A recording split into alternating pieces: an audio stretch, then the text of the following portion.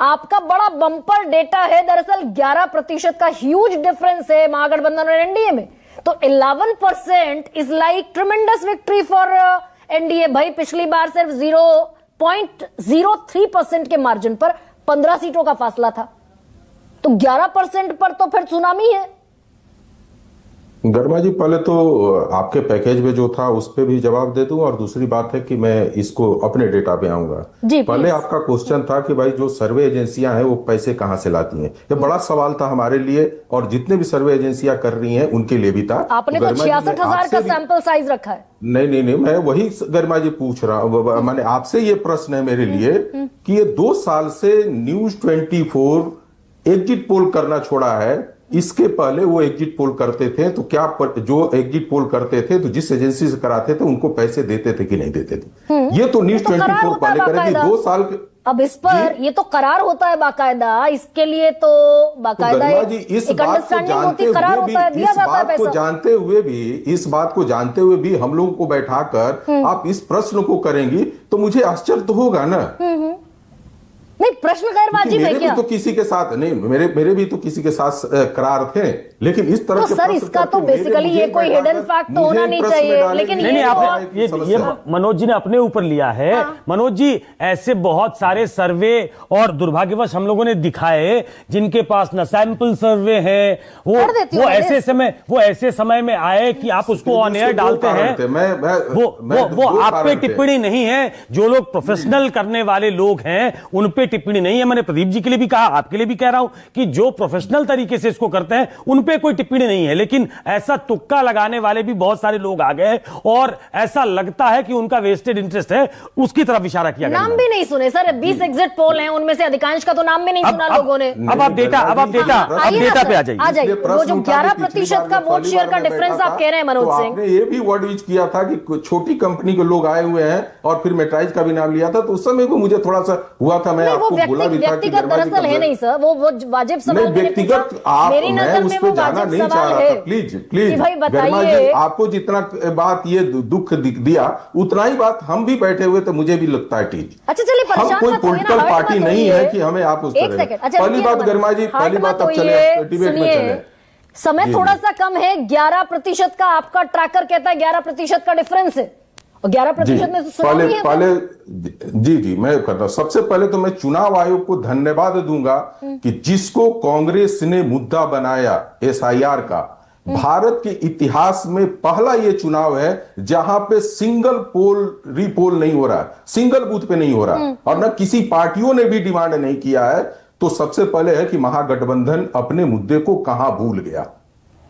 राहुल गांधी की एंट्री और जिस तरीके से मंच आरजेडी ने प्रोवाइड कराया, तो महागठबंधन के अंदर एक मुद्दा विहीन चीजें हो गया। ये समझ नहीं पाए महागठबंधन के लोग कि मैं बेरोजगारी के साथ जाऊं कि मैं एसआईआर के पास जाऊं। कांग्रेस अपने सुर में था, आरजेडी अपने सुर में था, और उसी बेरोजगारी को लेकर प्रशांत किशोर अपने प्रचार में लगे हुए थे।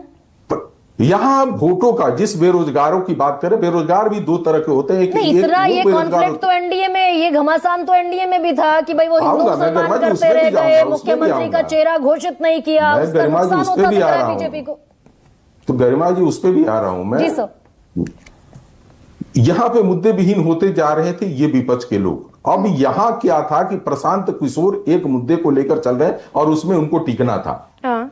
जब बेरोजगारी का मुद्दा लेकर महागठबंधन चला और राहुल गांधी का जो लास्ट घोषणा पत्र के बाद अकेला वो मंच था जिसमें तेजस्वी भी थे, उनको उठकर खड़ा होना चाहिए था और कहना चाहिए था कि तेजस्वी जिस बेरोजगारी को लेकर चल रहे हैं उसे हमारा समर्थन है, और इनके जिस भी कारण महागठबंधन को इसलिए नुकसान होता दिख रहा है।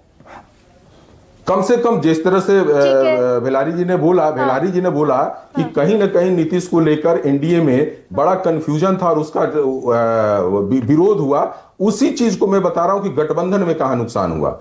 शाहाबाद की तरफ जैसे हम लोग बढ़ रहे हैं, आप जब जाएंगी पत्रकारों के बीच में तो लोग कहेंगे कि जो सासाराम की सीट है जिसपे आरएलएम के प्रमुख की पत्नी खड़ी है, तो वो ऊपर से दिखेगा कि वो हार रही हैं, लेकिन हुआ क्या कि वहां पे कोयरी का सबसे ज्यादा वोट है और कोयरी संगठित होकर के पोल कर दिए।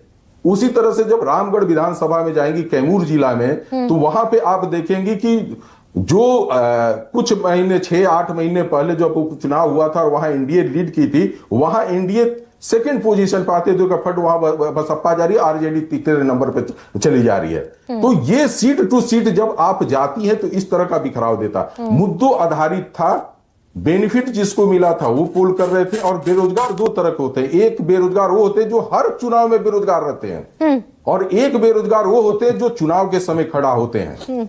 ये हर चुनाव में हम लोगों ने देखा है। और ये जितने लोग हैं, अमिताभ जी भी हैं वहां पे हैं, अब मेरे ट्रेकर भी में वही आएगा, एक माई एक्सेस में दिखा, सबसे ज्यादा बेरोजगार माने रोजगार की मांग करने वाले कौन होते हैं? Class 8, class 9, class 10, class 11।